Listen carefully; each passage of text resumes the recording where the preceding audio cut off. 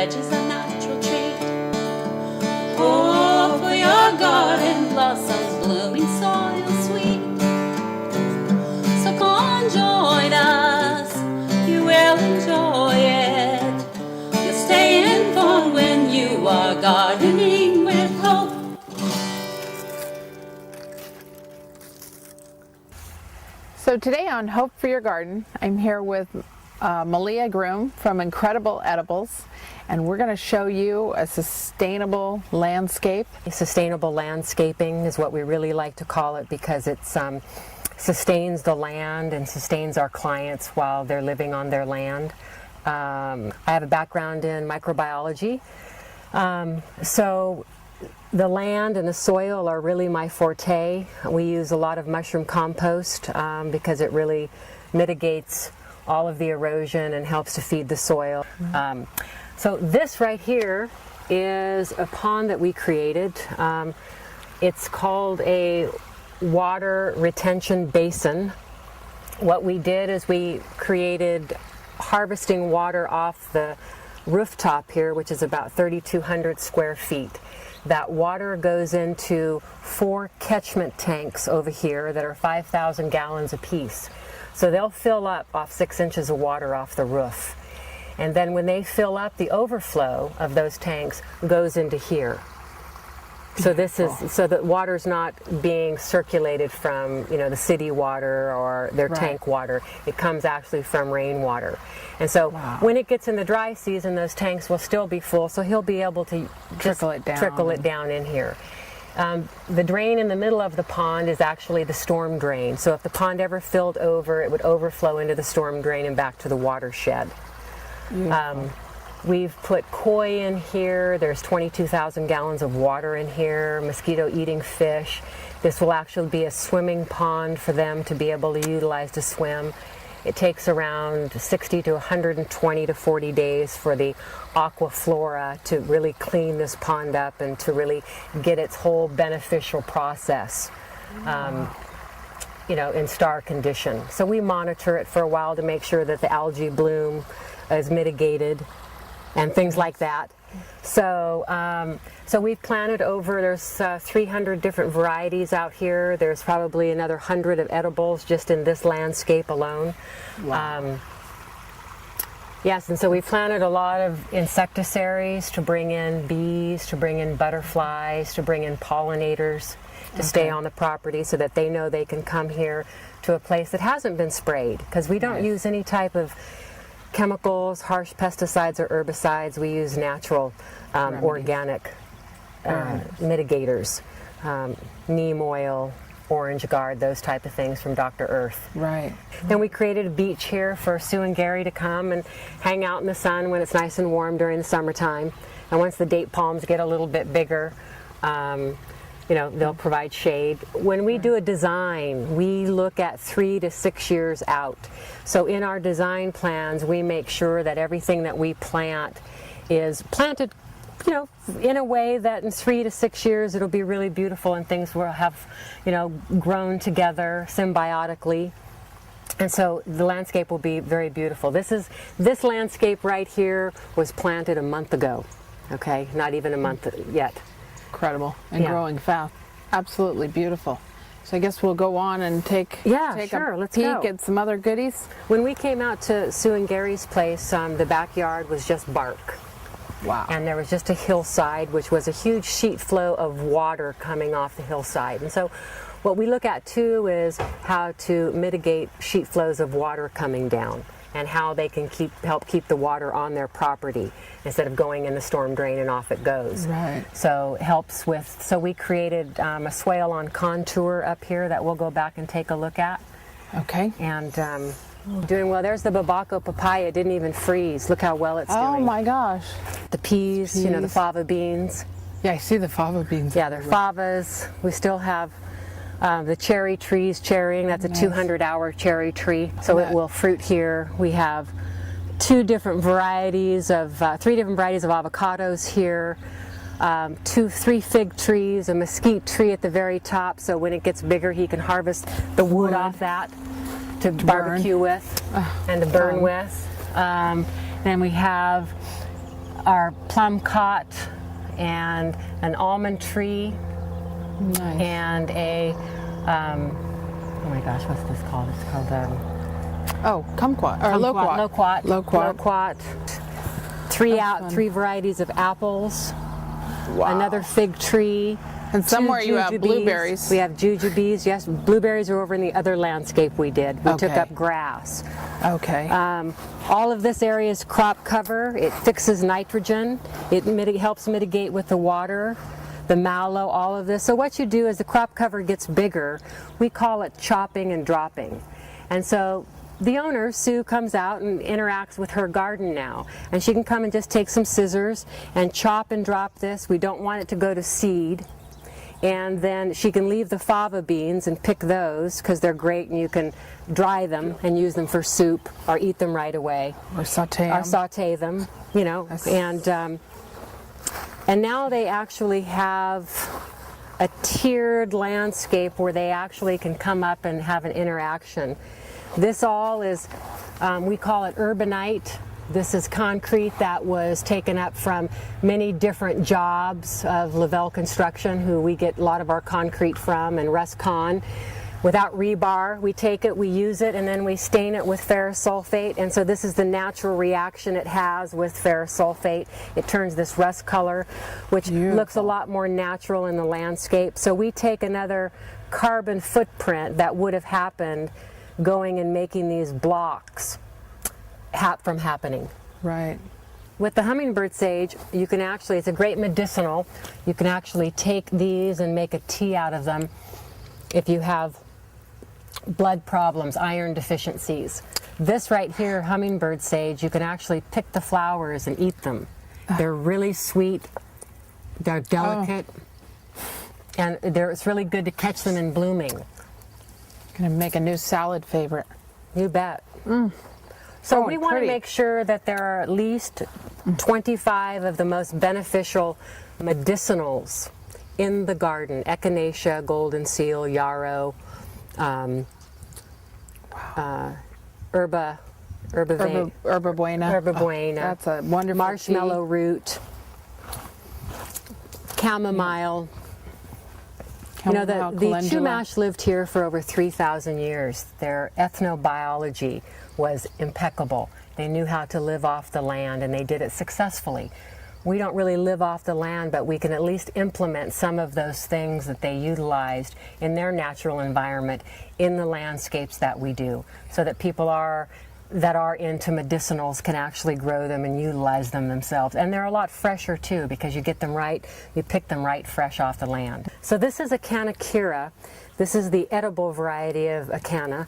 You can eat the tubers out of this. You pull these up and eat them, and they taste just like potatoes. And most of our clients that we've planted this with don't eat potatoes anymore. And these grow very high during the spring and summer. They get about 10 to 12 feet tall. These suffered a little damage from the cold, but you know what? They come right back. They're very hardy. And when do you harvest the tubers? You harvest the tubers, you'll see how it grows, and they'll come to a flower. Okay. And the flower, you can tell the difference between the commercial Acanas and the edible varieties. The commercials they have big orange flowers. The edible varieties, they're very little tiny flowers, because they haven't been hybridized. Right. So the tubers are ready. Like right now, you'll look down here and you see how big this stalk is. Right. The bigger the stalk tells you how big the tuber is going to be. So when you get big stalks, you pull them up and you have this beautiful tube. Wow. Cut the top off, chop it up. It tastes like ikama a little bit. Okay. So you can either pan fry it, eat it raw, or bake it like a potato. Yeah, it's pretty phenomenal. And this is a hummingbird. This is a pineapple sage. Pineapple sage. Pineapple sage. This is woolly thyme. It's done very well here. It helps also mitigate water flow and sheet flow. And one thing I like about woolly thyme is it mitigates opportunistic plants. And I don't really like to use the word weeds, because if I'm a plant and I see open space, I'm going to come and put myself there. Right. So these roots are so dense that it's hard for those opportunistic plants to get in here, in the soil. Look at that. And you can see the web of them. It's pretty tight. Right. And so they're a great ground cover, and they bloom these beautiful white and purple little flowers, and bees love them. very And so do drought hummingbirds. tolerant, and you can Yes. use the flowers in salads. Exactly. On potatoes. Now this is pineapple sage, right here. Smells really. It smells like pineapple. It smells almost like a candy. Like a sweet pineapple. And you can also eat the flowers off of it. They're lovely. Incredible sweet. tea. Here's some flowers for you. Beautiful. And they make great tea, and for like during the summertime when you want some cold tea, just Right. let this sit out, and it's lovely. And so sweet. Yep. Amazing. Lavender, and this one gets a berry. This gets This a very gets a edible piece berry. of fruit.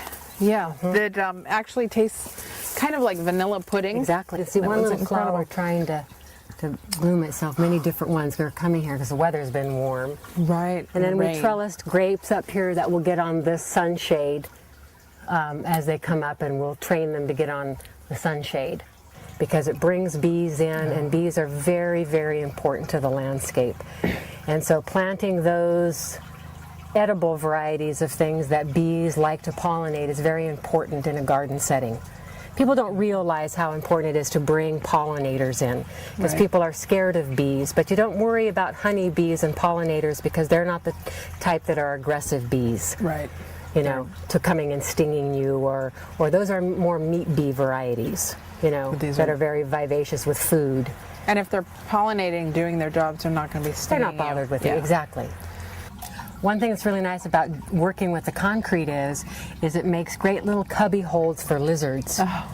So when we did all of the walls here in the urbanite, lizards galore came. Everywhere there were lizards, there was like colonies of lizards everywhere. And it was great because they're great predators. Right. They eat aphids. They eat do. all the bad little bugs that are out there. try- Sow bugs, earwigs, Yep, different the things. whole- Your composters. Yeah, the whole realm of them. And so they've made a home for themselves here. And so now you have colonies of lizards that will be here forever Yeah. on the property because you've built homes for them. So this is a citronella geranium. And one of the reasons why we like to plant these around a patio area is they do thwart mosquitoes. And they smell and they flower and they're beautiful. And you can take and, you know, crop a piece off about like this, put it in some warm water, let it steep, and put those pots around your Yard. area, the yard, because they'll smell and they will thwart the mosquitoes from coming. And you can rub it on you, and it's a natural mosquito inhibitor repellent. too. And it smells like lemon perfume. Yeah, it smells lovely. It's It's kind heavenly. of citronella type of smell, but it is lovely. Absolutely beautiful. And artichokes. Yes, artichokes. That you can And then this is grill out here. a blueberry, a high bush blueberry. That Beautiful. has gone dormant. That will be coming back here soon. As you can see, things are doing their early bloom Right. because of our This weather. is gorgeous. And I don't know The if people plum can tree. hear Yeah, here the the bees, but they are just buzzing. Yes. Absolutely. And then we've brought in a prehistoric dinosaur because he helps mitigate bugs. And Malia, tell me a little bit about the spiral.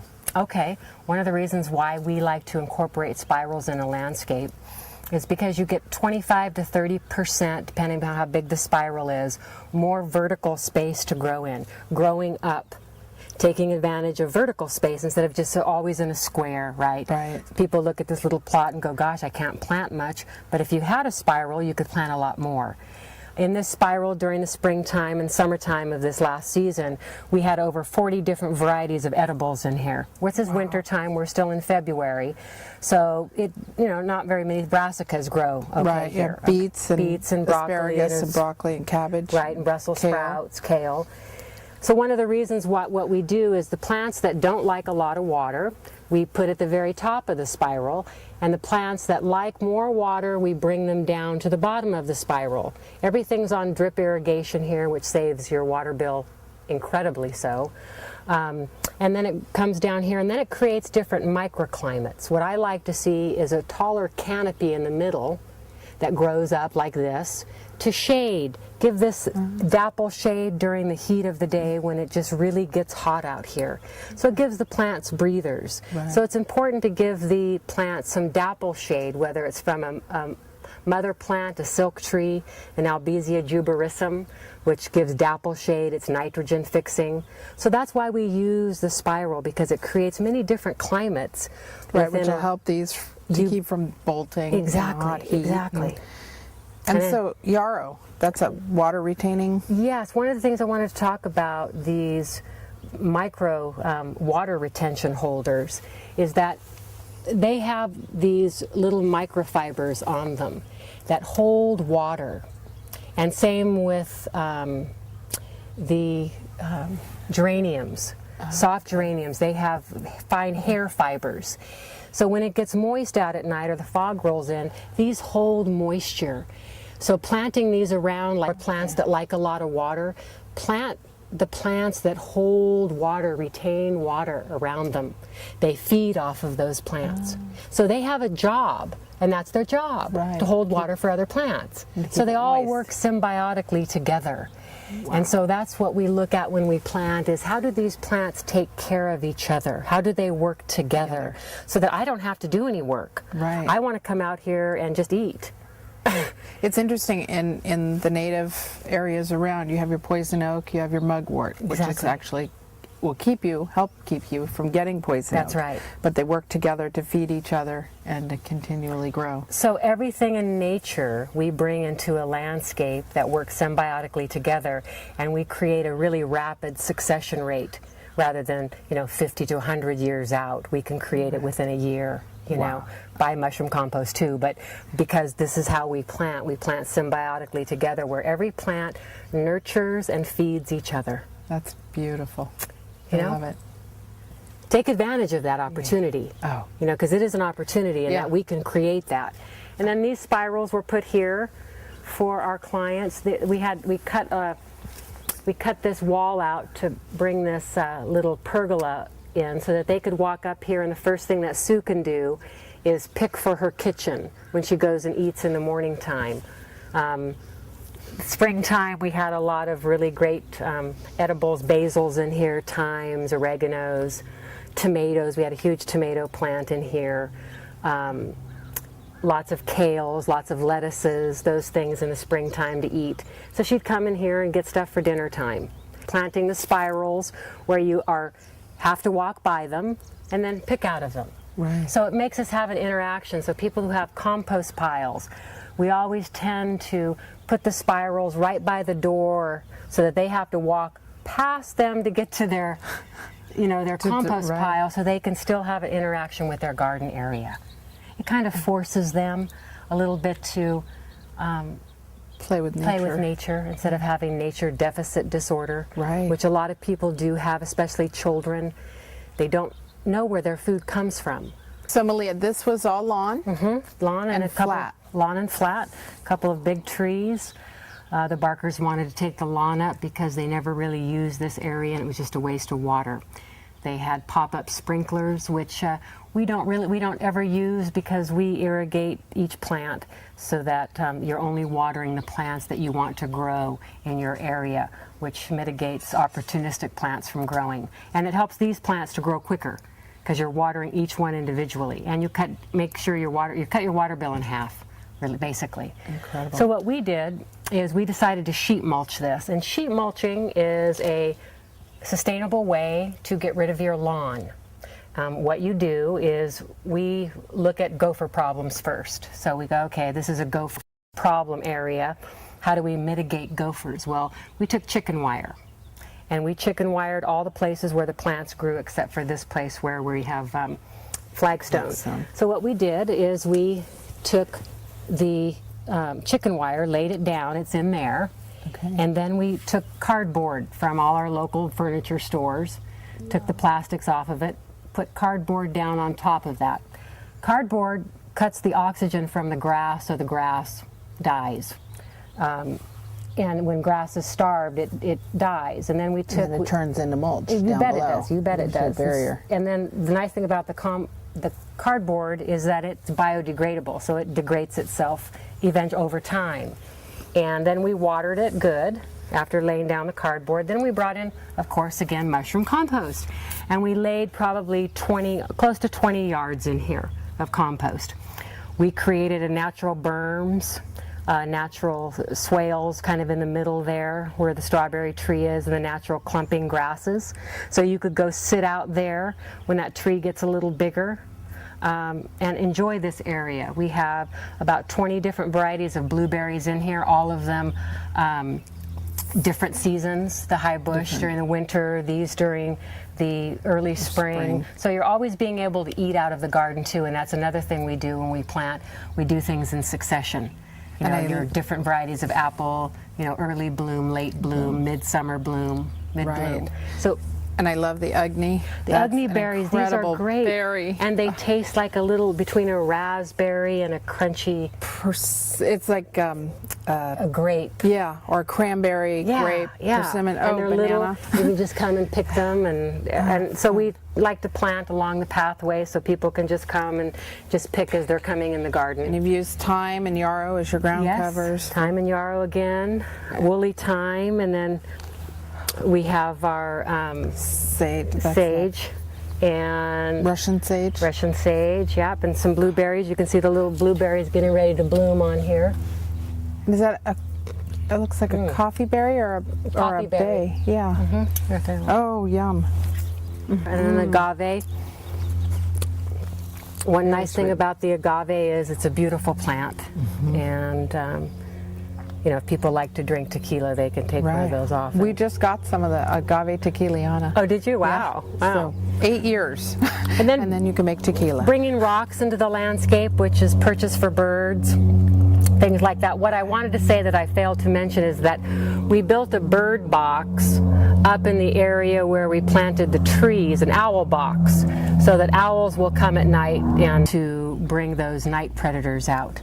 Nice. Yes, exactly. For the owls to kill the gophers and you the bet. mice and any. And then some bring boxes, you know, bird boxes and things like that. Right. To have them come and do their job in the garden, make a habitat home for them. And so this, we created a berm here.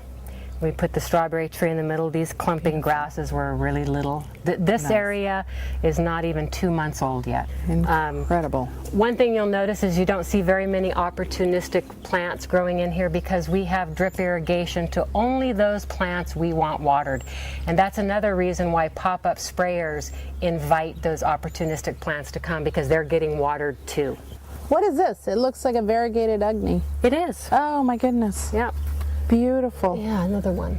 Oh, beautiful. We live in a Mediterranean climate, so we can grow all kinds of really great things here. Beautiful. Yeah. Another sage. Yeah, we have a little mini tangelo. Beautiful. Over here, a mandarin, and a strawberry tree, which we have a lot here in San Luis Obispo area. They're in a lot of the meridians, and they have beautiful little red buttons, and they're really yummy. They're yummy. They make great jam. Yes, we used they to have do. a They make customer great that jam. made jam for us out of those. Here's another blueberry. Beautiful. And blueberries do really well here. They We've do. always kind of thought that they didn't do well or they needed something, and they actually do absolutely incredible. And so now their lawn is torn up, their water bill has been cut in half. They can come out here and enjoy the fruits of their labor. All of our labor, you know, and they can come out here and eat food. Oh, and blueberries tend to be rather spendy and expensive, and now they'll have enough for both of them. And a great antioxidant. And you can freeze them, and you can put them in jams and pies. So there's many things you can make with them to keep them going for the winter time when they're not blooming. Right. And we like to have flax. Flax is lovely, just because it brings birds in. Birds like to hide in there. It's important that birds have perches where they can hide when they come and, you know, eat the things that they need to eat.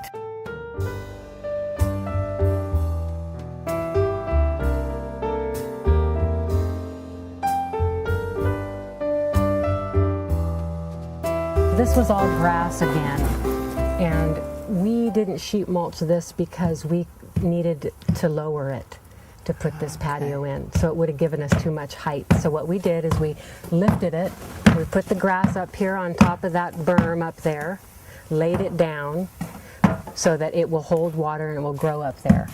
Nice. To prevent sheet flow. Oh, interesting. Yeah, so we try and utilize everything we take from a job on the property if we can. And hi Jordan, I'm Hope. This is Hope.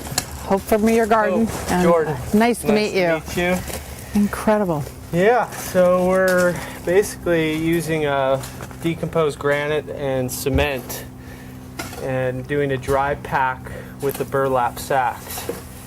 we're doing this way instead of using cylinder blocks because it actually cuts out about 90% of your cement that you have to use for building a wall, a structure. You can build a house out of this. It's got great insulation.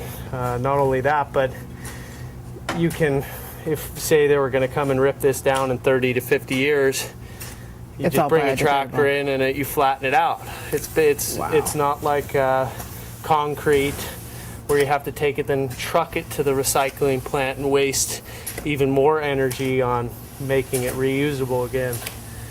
So we're making a pedestal for the mud oven right here. This is where the mud oven's going to be. And when I say pedestal, it's basically a table for where the oven's going to be. Now this is all going to be thermal mass is the idea behind a mud oven. You'll have a fire in the mud oven for about 2 hours. Pull the fire completely out and the oven will get to about 900 degrees. And you'll be able to cook for over 24 hours. So this whole area will be packed with chunks of concrete and riprap as well as concrete sand. And then we pack it and bring it up to the base of where the oven's going to be. And then we set in the fire bricks for the oven and then sculpt it up from there. My goodness. And so basically you sculpt these bags into whatever you want with the beater. Exactly. The beater pole. Exactly. And then we use the barbed wire for kind of a sculptural form. And as well as to tie all the bags together so they don't want to slip or move. Interesting. And then we have these posts in here as well to act as structural support for these bags. And you can feel down here, these bags were done 2-3 days ago and they're really hard. And they're solid. Wow. So it's almost like an Adobe brick style of building, but now it's the newer technology form. Right. And what does each of the bags weigh approximately? These ones weigh about 75 to 80 pounds a piece. And then the other great thing about it too is that you don't need to use chicken wire or lath. You can just take your plaster right into the bag and just push it right into the bag. If you want to use regular clay or a lime-based plaster. Okay. So. Wow, and this is concrete and DG mix. So you can see it's not completely wet, but it's wet enough to the point where when you pack it, it's going to stay and form solid. And then you can customize any way you want. Over here, we're going to have a bench. So you can have an oven here, and the bench will actually get warm. When you have a fire in there, the bench would get warm, so you can sit and wait while your pizza's cooking or while the fire's brewing. And then we're going to have wood storage, a barbecue, a sink, and then a counter space kind of bar area over on the right. And this whole area will be covered by a patio cover like we did at the Barker's house. Okay. Hi, it's me again. So, and it'll be nice and beefy. So where Ron looks out as his dining area, those doors will open and this will be his outdoor kitchen area. And his daughter's a chef. And so she'll love to come here and use the outdoor mud oven and cook and do her deal out here. Incredible. Well, you can come back, Hope, and help us do the little bit of mud so you can show the people about the mud, you know, the clay we get from Onum Cray. Okay. Their clay, and then we just wet it. It's so very cool. I know. It's so very cool. Malia, thank you You're for welcome. letting us come and see this. It's absolutely amazing, and the other yard is just phenomenal. And I cannot wait to come back and see this, and maybe we can come back and show this in its finished stages be done by then, and see how much more art you've added to it.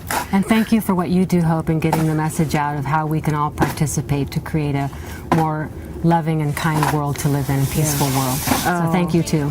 You're welcome. Yeah. Incredible.